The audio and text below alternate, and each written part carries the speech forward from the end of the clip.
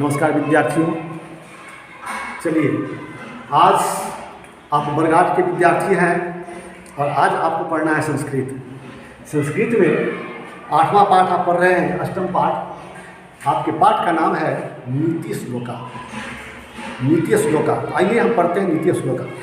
नीति श्लोका से आपको 2 श्लोक यहाँ पर दिए गए हैं। 2 श्लोक जो दिए गए हैं वो दोनों श्लोक का व्याख्या भी करनी है, विशेष रूप से जानना है, उसका अर्थ भी लिखना है।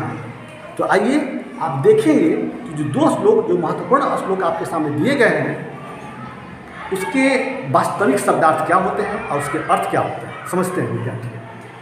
सबसे पहले हम लेते हैं इस श्लोक को, जिसमें दर्शाया गया है अधमा धनम इच्छन्ति धनम मानम च मध्यमा उत्तमा मानम इच्छन्ति मानो ही महताम धनम।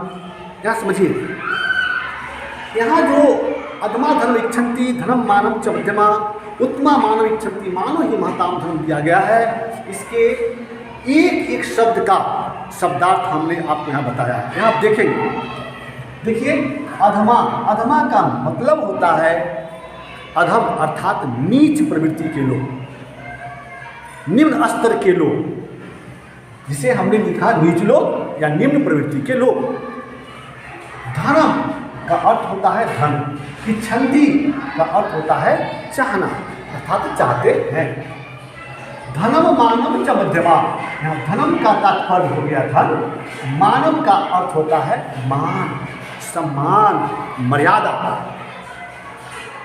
च का अर्थ होता है और, चौबीस होता है और मध्यमा का मतलब होता है मध्यम प्रवृत्ति के लोग, मध्यम प्रकृति के लोग, जो न उत्तम हो और न निम्न हो, उसे हम मध्यम प्रकृति के लोग कहते हैं। अब है उत्तमा। उत्तमा का मतलब हुआ विद्यार्थियों उत्तम, श्रेष्ठ, अच्छा। तो जो उत्तमा, उत्तमा का तात्पर्य हमने लिखा उत्तम प्रकृति के लोग या श्रेष्ठ प्रकृति के लोग।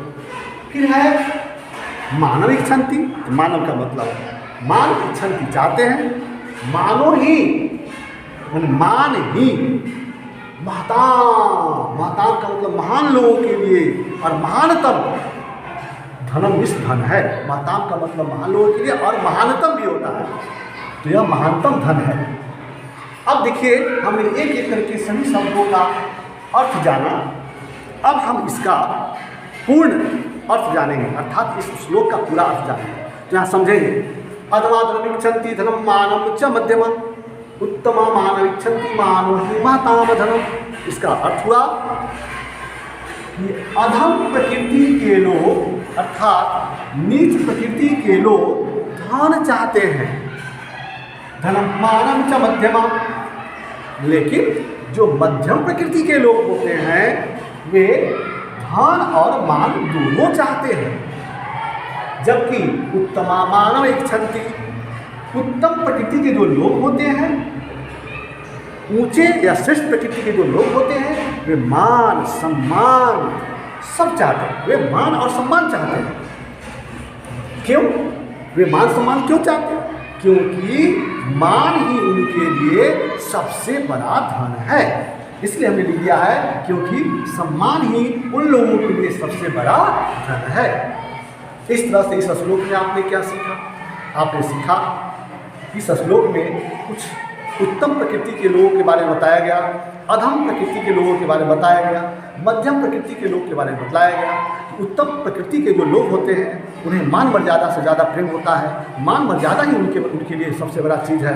जबकि निम्न प्रकृति के जो लोग होते हैं उनको मान मर्यादा से कोई मतलब नहीं होती, उन्हें सिर्फ और सिर्फ धन चाहिए, तो वे धन चाहते हैं, और मध्यम प्रकृति के लोग दोनों चाहते हैं। तो आइए इसके बाद हम सीखते हैं नेक्स्ट अगला श्लोक। इसमें लिखा है विद्वान प्रशस्यते लोके विद्वान सर्वत्र गौरवम विद्याया लभते सर्वम विद्या सर्वत्र पूज्यते। यहाँ आप देखेंगे विद्वान, विद्वान का अर्थ होता है ज्ञानी लोग, समझदार लोग। प्रशस्यते मतलब उनकी प्रशंसा होती है, प्रशंसित होते हैं। लोके, लोके भी संसार में, क्यों? क्योंकि लोके शब्द लोक से बना है और लोक का अर्थ होता है संसार। लोक का अर्थ होता है संसार और लोक भी संसार। और लोक जो शब्द रूप है उसका सप्तमी के एक वचन में होता है लोके। सप्तमी के एक वचन में लोके हो जाता है और लोके का अर्थ हो गया संसार में। तो यहाँ पर हमने देखा लोके बराबर हो गया, लोके हो गया संसार में। विद्वान का मतलब ज्ञानी लोग, सर्वत्र का मतलब सभी जगह, गौरवम का मतलब गौरव है, वहाँ के लिए महत्वपूर्ण है, वे सम्मान के योग्य है। और विद्याया, फिर यहाँ ये विद्याया जो है विद्या शब्द से बना है और विद्या का तृतीया एक वचन में होता है विद्याया, जिसका अर्थ होता है विद्या से। यहाँ देखें विद्या से लभते मतलब प्राप्त किए जाते हैं, सर्व का मतलब सब कुछ, विद्या से विद्यार्थियों सब कुछ प्राप्त किए जा सकते हैं। फिर विद्या सर्वत्र पूज्यते, अर्थात विद्या की पूजा जो होती है वो सभी जगह होती है। पूज्यते का मतलब हो गया, पूज्यते का मतलब पूजे जाते हैं। इस प्रकार इसका समग्र अर्थ हम समझेंगे, इस श्लोक का हमें प्राप्त होगा। फिर देखेंगे विद्वान प्रशस्यते लोगे, इसका मतलब हुआ कि विद्वान की प्रशंसा पूरे संसार में होते हैं, अर्थात विद्वान पूरे संसार में प्रशंसित होते हैं। विद्वान सर्वत्र गौरव, यहाँ पर देखिए बोलते हैं विद्वान सर्वत्र गौरव, इसका मतलब हुआ कि विद्वान जो होते हैं सभी जगह का गौरव होते हैं, वे मर्यादा होते हैं, मान सम्मान होते हैं। विद्या लगते सर्व, अर्थात विद्या से सब कुछ प्राप्त किए जा सकते हैं, विद्या से सब कुछ प्राप्त किए जा सकते हैं। और अंत में आप सीखा विद्या सर्वत्र पूज्यते, इसीलिए विद्या की पूजा सभी जगह होती है, विद्या की पूजा सभी जगह होती है। विद्यार्थियों, आप इस श्लोक में सीखा कि विद्वान और विद्या ये दोनों की बहुत महत्ता है। जो विद्या प्राप्त करता है और अच्छा विद्या प्राप्त कर लेता है वह विद्वान हो जाता है, और जो विद्वान हो जाता है पूरे संसार में मान सम्मान उनकी ज़्यादा होती है, उनकी मर्यादा की जाती है और उनकी पूजा होती है सभी जगह। अतः यहाँ पर हमने विद्या और विद्वान शब्द की महत्ता को समझा, जबकि इसके पहले वाले श्लोक में हमने अधम व्यक्ति और उत्तम व्यक्ति के बारे में जानकारी प्राप्त किया। तो विद्यार्थियों, ये सारे जो श्लोक हैं जो आपके नीति श्लोका में दिए गए हैं, नीति श्लोका का मतलब नीति के श्लोक, ये आपको नीति सिखाते हैं, ज्ञान सिखाते हैं ऐसे श्लोक। तो आपने इससे ज्ञान की प्राप्ति किया और ज्ञान की प्राप्ति आपको जब हुई तो आप उस ज्ञान पर चल करके अर्थात उस मार्ग को अपना करके अपने आप को आप समृद्ध करेंगे, आप अपने आप को श्रेष्ठ बनाएंगे, उत्तम बनाएंगे और अच्छा नागरिक बनेंगे। इन्हीं आशा और विश्वास के साथ मैं आज की कक्षा यहीं पर स्थगित करता हूँ। फिर जो अगला श्लोक होगा मैं फिर इसके बाद आपको प्रस्तुत करूँगा, दूंगा, बताऊँगा और आप समझेंगे। धन्यवाद।